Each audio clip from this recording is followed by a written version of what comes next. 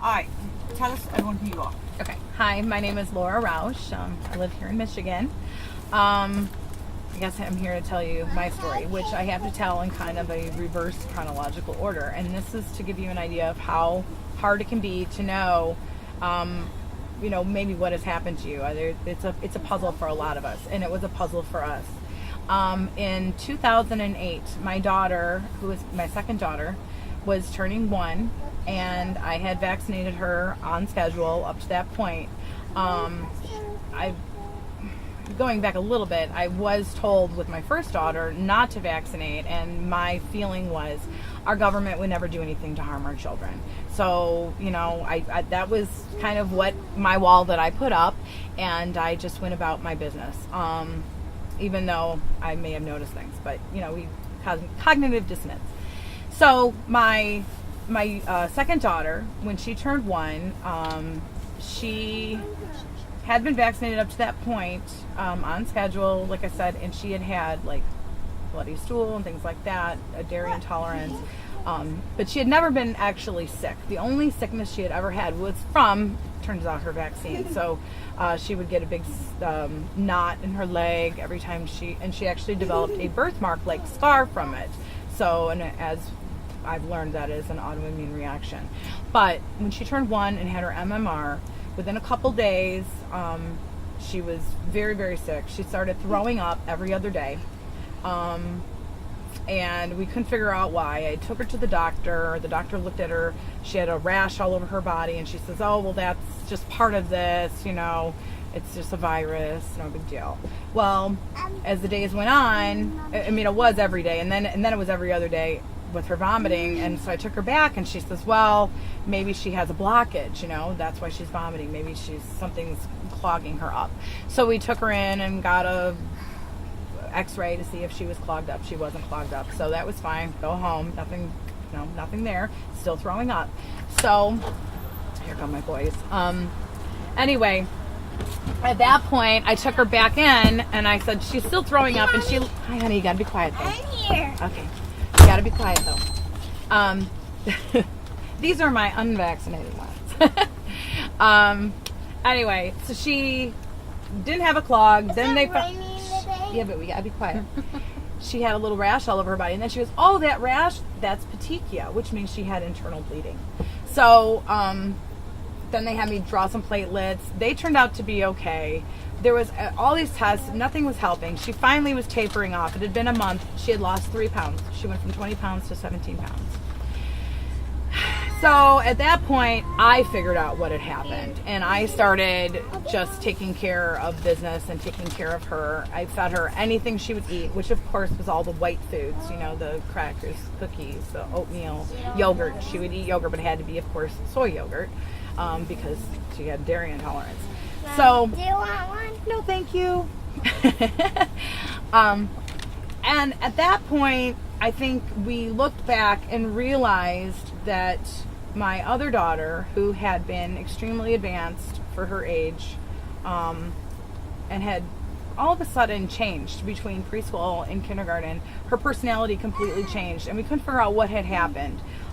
She went from being, polite and kind and always happy and very talkative to being, melancholy, having trouble in school.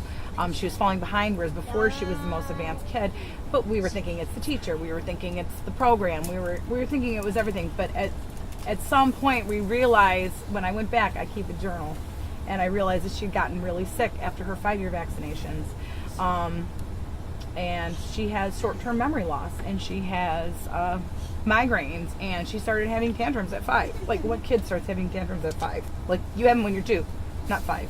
Not when you're 15. She's 15 and she still has tantrums where she can't control herself, and she sits on the ground and tears out her hair, and she gets no diagnosis. She gets no help. The school has finally allowed her to have like a cheat sheet because she has no memory. She can't remember anything. It's I don't know. I don't know either. So that's been really hard. But we look back and realize that was happening there. So at that point, I decided I wasn't going to vaccinate him until he was 18 months old. I was going to wait. So that, here I'm still thinking I'm going to wait. And the week before I was going to vaccinate him, I met somebody whose son had become autistic from their vaccinations. And she said she knew within 12 hours. And actually, you spoke with her earlier today. And that was my friend Michelle. And we had done karaoke and stuff together. I didn't know her story. And then she told me her story. And I was like, oh my gosh, I was going to take JP this week to get his first vaccines.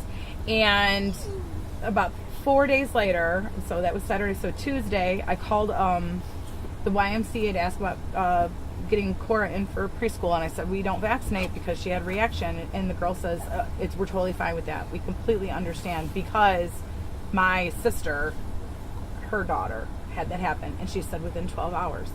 And so the universe spoke to me and said, in those 4 days, don't do this. And I did not vaccinate him, and I am absolutely sure that if I had, I know that he would have been lost. And he's such an advanced little guy that, he's at 4th grade level, and I homeschool him, and that's why he is here with us today and not in public school, because he's so far ahead. And I'm very blessed with that. And then, of course, I learned even more, and I got this little guy, and he had the K, the vitamin K. He's had nothing, and I have 2 healthy boys. But my other daughter, she still has gut issues. She has cyclical vomiting, migraines. And even after all that and being so involved, I look back. It's so funny that I didn't realize this. I went to Dr. Tent, which maybe some people might know. He's local here. And I have what's called chronic fatigue syndrome. And I was diagnosed with that when I was 17. And I didn't realize I was lucky that I had a doctor that knew what to do, and he gave me homeopathics, and I was able to be recovered. But I missed my entire senior year, and because of that, it completely changed my life and my career path and everything that I was going to do. And my liver almost shut down. I almost died. And I went recently to Dr. Tent, and I said, I have chronic fatigue syndrome, and I need a new doctor because I'm not trusting the old conventional doctors. They couldn't really help me. And my doctor has passed away, and I need some help. And he says, well, did you get this from getting Epstein-Barr? And I said, yes, I did. That's what I got. It was Epstein-Barr, and that's when it all happened. And he says, did you get that after getting travel vaccines? Yeah. And I about passed out. And this is after all this had happened, and I never put 2 and 2 together. And my doctor then told me that I have a severe autoimmune disorder and I can never be vaccinated again. And I took that to heart, and thank God I did. But he never told me that was why I got sick. And maybe if I had known, I wouldn't have vaccinated my kids. I don't know. I'm 4. But at least he's able to heal me, and that was good. That I was able to get through it. But it does make me mad that I didn't know. And anyway, it changed my whole life. And my kids are lucky. They're functioning. They're good. They're not. They don't have a diagnosis of autism. I know a lot of kids that do. But it's still hard for my daughter. I have a friend that has autism, and his name's Logan. Yeah, Logan does. That's lovely that you call him your friend. Thank you. Yeah, he's a really good boy.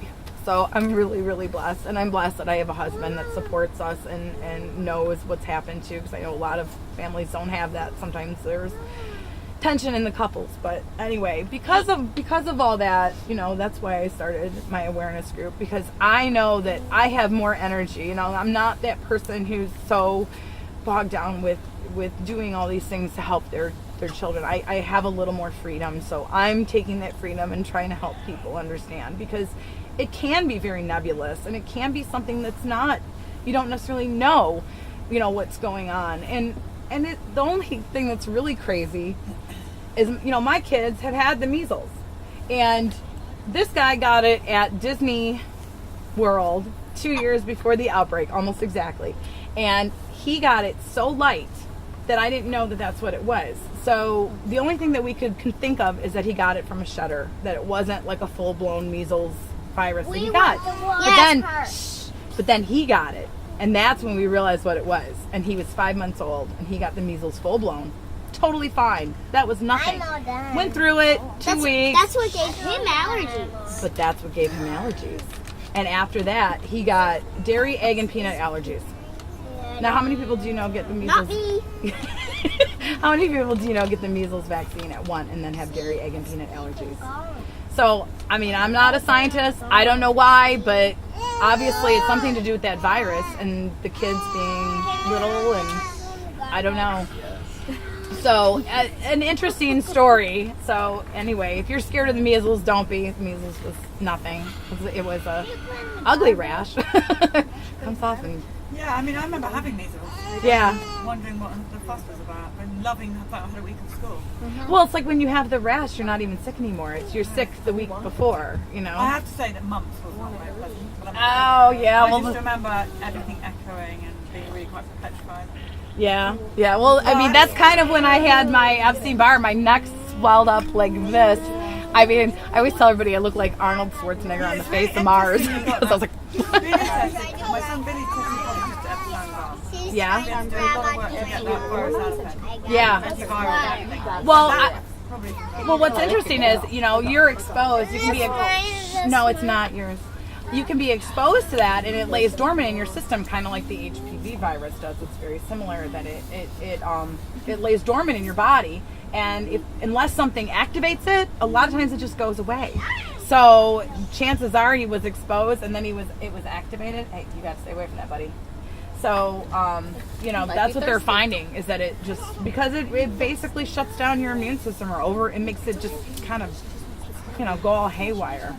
So we definitely learned that, you know, natural immunity is better, and, you know, hopefully over time, I don't know, my daughter's getting better, my oldest. I mean, she's really the one that, at one point, she was having several tantrums a day, like an hour long. And it was really hard, and no one would believe me. And that was another thing.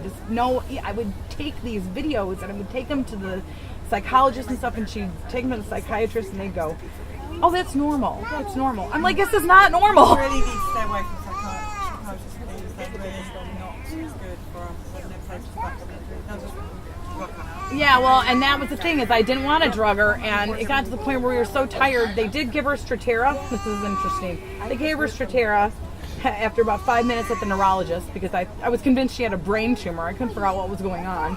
And they gave her Strattera, and she was like glassy-eyed for like a week. And she seemed calmer, and we were like, okay, well, maybe this is working. And then all of a sudden she went crazy. She got way worse really fast. So I immediately stopped it, and for a month, that was when she had the tantrums several times a day for about a month after she got off that stupid Strattera. I would never, you know, so I made every mistake, you know. I've learned everything the hard way. So I guess I could just look at everybody and go, you know, I used to be there. I did that. Been there, done that, you know. I don't know. I mean, like I said, I am lucky that we made it this far. But And thank you for telling the story. It's so appreciated. well, hopefully it was And interesting. I your mean, boys